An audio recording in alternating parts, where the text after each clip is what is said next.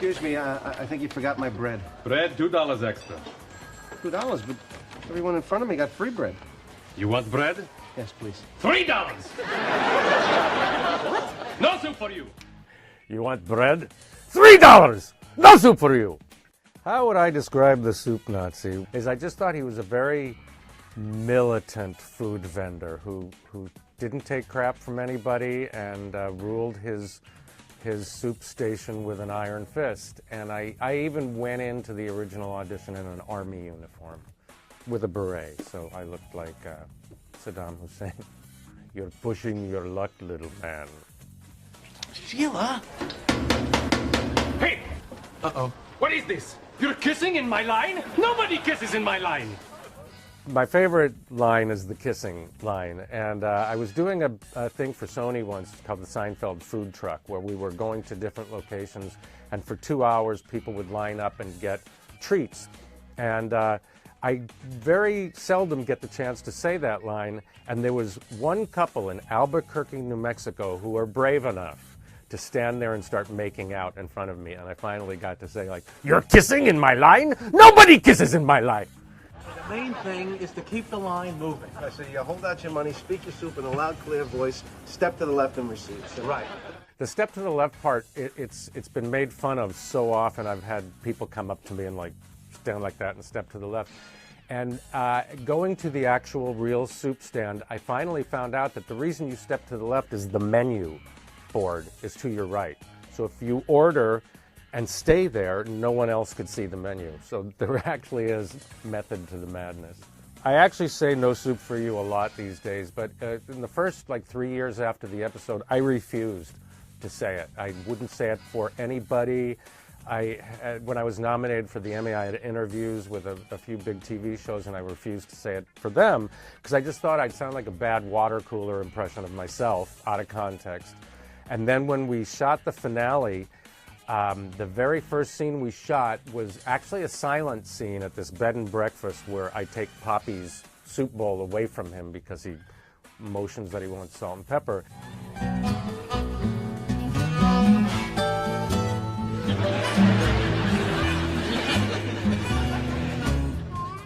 And Jerry and Larry David decided that I should say "No Soup for You" out loud, even though you weren't going to hear it in the show, which absolutely terrorized me. But I said it, and as we walked away from that scene, Larry David walked over to me. He goes, "Hey man, you say it the same way you said it 3 years ago." So ever since then, it's like a knee-jerk. There was a lady named Marcia who was in the extra pool, and they had built the soup stand a little longer than they planned, so for me to go to the cash register and back to serve the soup was killing the timing of the lines. It was just taking too long.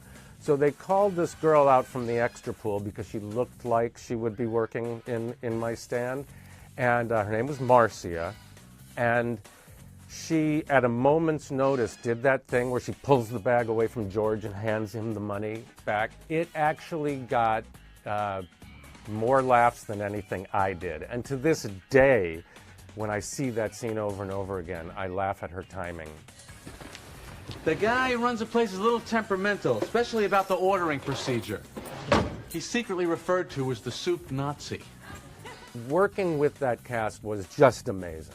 Jason Alexander was calling me La, which is the New York shortening of Larry. There's Lawrence, Larry, La, but that's New York.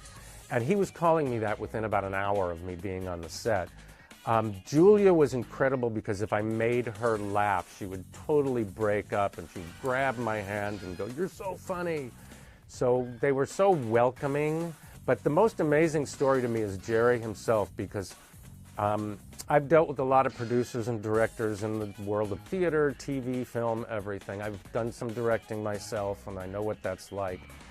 But I've never worked with a director and producer who had less ego than Jerry Seinfeld.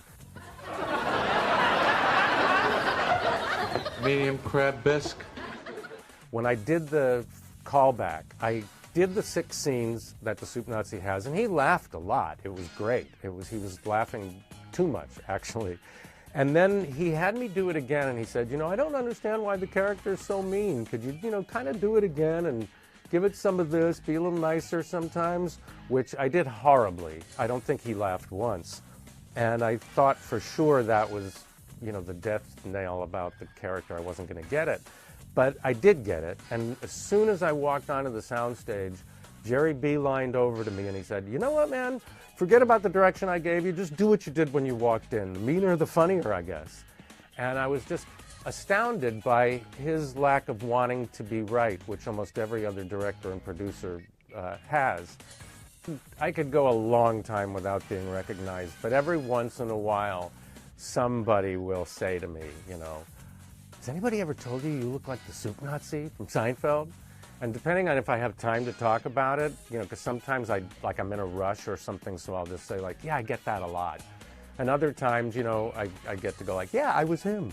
And it's always fun because Seinfeld fans range from 13 years old to 83 years old, A couple of times I've been somewhere, like on the subway or somewhere where it's crowded and people can't really see me, and I will actually hear somebody say to somebody else, no soup for you. And I'm actually 10 people away and they don't even know that I'm there, but I hear people say it.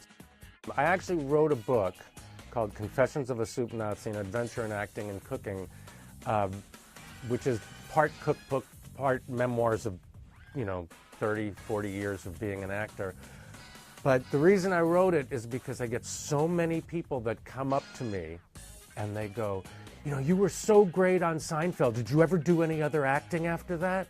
So, but I get all kinds of stuff. I get people that think I'm really Al Yeganay, and that's, I was at your soup stand. I visited New York and I was at your soup stand and, it was closed. When do you plan on reopening? And I have so much fun with going I'm an actor. It's not my soup stand. It's, The funniest thing about how my life has changed after Seinfeld is I had no idea that the life I had was gone forever.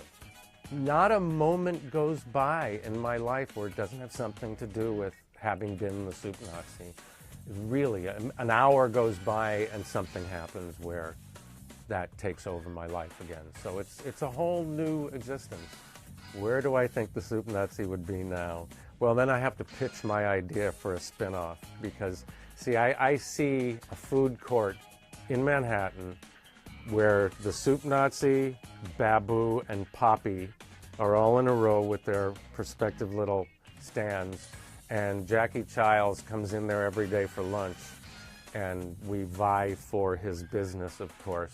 Whatever the storylines are about, or whatever actually the events that happen in every episode, it really boils down to the way people treat each other. They didn't treat people very well. You got to admit that. I know people loved, Jerry, George, Elaine, and Kramer, but they were horrible.